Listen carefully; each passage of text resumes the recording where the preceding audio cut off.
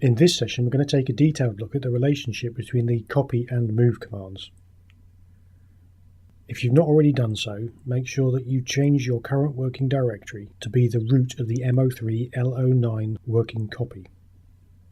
The first thing we're going to do is perform a straightforward Subversion copy of the newname.txt file. In this instance, we're going to copy newname.txt to a file called cp_2_mv.txt.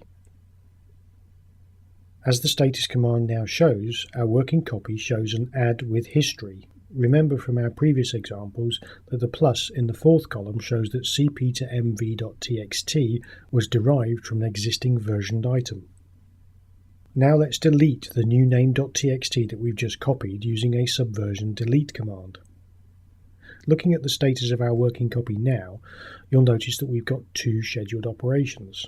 We've got an add with a history of the cp to mv.txt and a deletion of newname.txt.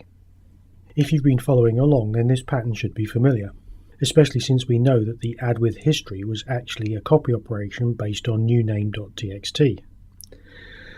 The pattern, of course, is identical to when we used the rename operation. If you recall, a rename operation is simply a copy with an associated deletion of the original source. Committing these two scheduled operations, of course, updates our repository.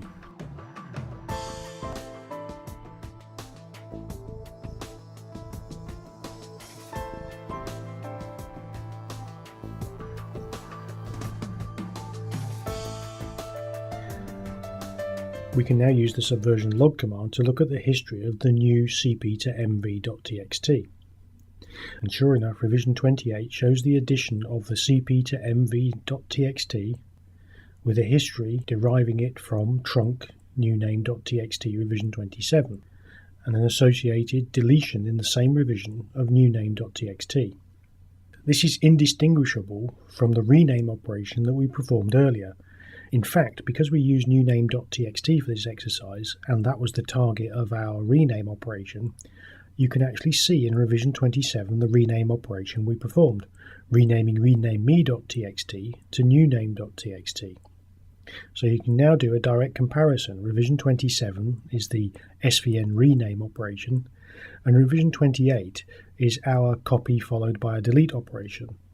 And other than the file names, they're identical.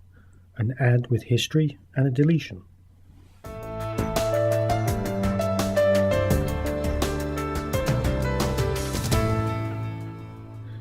We can perform this modification of the operation going the other way as well. In this command, we're doing a move operation. The move and rename commands are the same command, they're just different names. So in this case, we're using svn-mv, which is short for move, and we're moving newcopy.txt to mv to cp.txt. Running the move operation results in two operations, an add and a delete.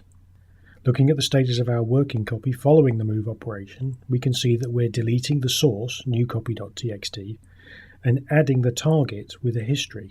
So mv to cp.txt has been added from an existing version-controlled item, in this case newcopy.txt.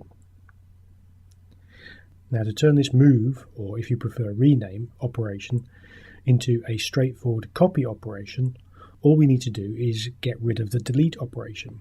And this we can do with the Subversion revert command. Revert being essentially an undo command. So we revert the operation that is scheduled against newcopy.txt.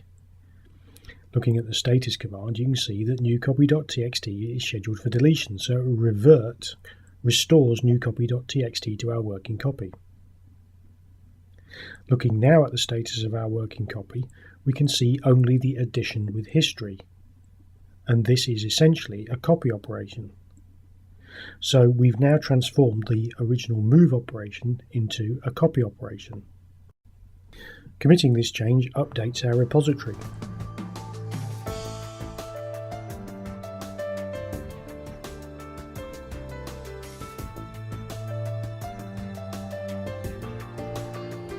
We can now look at the history of the mv to cp.txt file using our log command. And there in revision 29 at the top of the list, we can see the addition with history, mv to cp.txt was added from the original version controlled item newcopy.txt revision 26.